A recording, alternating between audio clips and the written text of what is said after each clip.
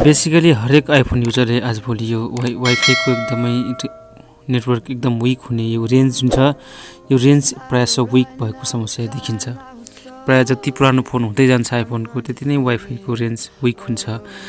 किन भन्दाखेरि तपाईले यहाँ देख्न सक्नुहुन्छ आजको भिडियोमा, जुन भिडियोमा तपाईले वाइफाई को नेटवर्क कसरी विक हुन्छ र तपाईले यसलाई कसरी सल्भ गर्न सक्नुहुन्छ त्यो कुरा तपाईले भिडियोबाट पाउन सक्नुहुन्छ।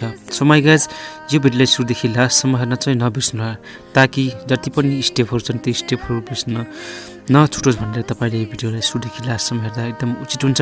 सो माइ गाइज, अब यहाँनिर म तपाईले देखाउने छु यो जुन बोर्ड छ हाम्रो यो मदरबोर्ड, जुन मदरबोर्डलाई तपाईले पुरै रिमुभ गर्नुपर्ने हुन्छ जस तपाईको हाउजिङबाट। र तपाईले हाउजिङबाट रिमुभ गर्नको लागि तपाईले यहाँनिर जति पनि स्क्रुहरू छ सबै स्क्रुहरू खोल्नु होला, र जसको लागि म यहाँनिर केही एकदम फास्ट भिडियो गर्नेछु, तपाईको लागि भिडियो केही सानो बनाउन कोसिस गर्नेछु। र जसको लागि तपाईले यहाँनिर जति पनि यो प्लेट छ, यो प्लेटमा भएको जति पनि स्क्रू छ खोलेर तपाईले यहाँनिर चाहिँ तपाईको क्यामेरा र तपाईको यहाँको पछाडिको स्पिकर र चार्जिङ फ्लेक्स जुन छ त्यो बाहेक तपाईले सबै खोल्नु पर्ने हुन्छ। र जसको लागि तपाईले यहाँनिर यो भिडियो केही फास्ट देख्न सक्नुहुन्छ, म केही फास्ट गर्छु तपाईको समय केही बचतको लागि। र त्यसपछि गाइज यहाँनिर म यो खोल्ने छु, र बोर्ड खोलिसकेपछि यहाँनिर म जुन मेरो क्यामेराको फ्लेक्स छ त्यसलाई चाहिँ म रिमुभ गर्दिन र बाँकी सबै रिमुभ गर्नेछु। र तपाईले खोल्ने बेलामा तपाईले विचार गर्नुपर्ने के हुन्छ भन्दाखेरि यहाँनिर जति पनि यो यहाँ प्लेटहरु छ, जुन कम्पोनेन्ट छ, यो सानसानो कुराहरु चाहिँ तपाईले एकदमै केयरफुल राख्नु होला। किन भन्दाखेरि तपाईले जुन एन्टिनाको जुन प्लेट छ, प्याड छ जुन, त्यो हालिसकेपछि तपाईले फेरि आएन भन्न सक्नुहुन्छ। किनभने यदि तपाईको यहाँनिर कुनै पनि स्क्रुहरू तपाईले लस गर्नुभयो अथवा कुनै पनि त्यहाँनिरको एउटा लक पनि तपाईले लस गर्नुभयो भने तपाईको वाइफाई रेन्ज जस्ताको त्यस्तै हुनेछ। तपाईको वाइफाई फेरि तिब्ने छैन भन्ने कुरा तपाईले सोच्न सक्नुहुन्छ। त्यस्तो कुराहरू तपाईले विचार गर्नुपर्ने हुन्छ यदि तपाईले यहाँ कुनै पनि कम्पोनेन्ट अथवा कुनै पनि जुन लकहरू छ त्यो छुटाउनु भयो भने। र यहाँ देख्नुहुन्छ यो जुन छ यही नै हो हाम्रो वाइफाई को यो जुन छ एन्टिना। यो सानो क्र्याक छ भने पनि यो काम गर्दैन। सो तपाईले यदि क्र्याक छ अथवा तपाईको यहाँनिर कुनै त्यो कारणवश काम गर्न छोडेको छ भने तपाईले नयाँ ल्याएर तपाईले हाल्न सक्नुहुन्छ, अथवा तपाईसँग कुनै अरु फोनको छ भने सेम तपाईले यही मोडलको राख्न सक्नुहुन्छ। यहाँनिर तपाईले देख्नुहुन्छ यो जसरी बोर्डमा हालेको छ, यो म यसलाई रिमुभ गर्छु।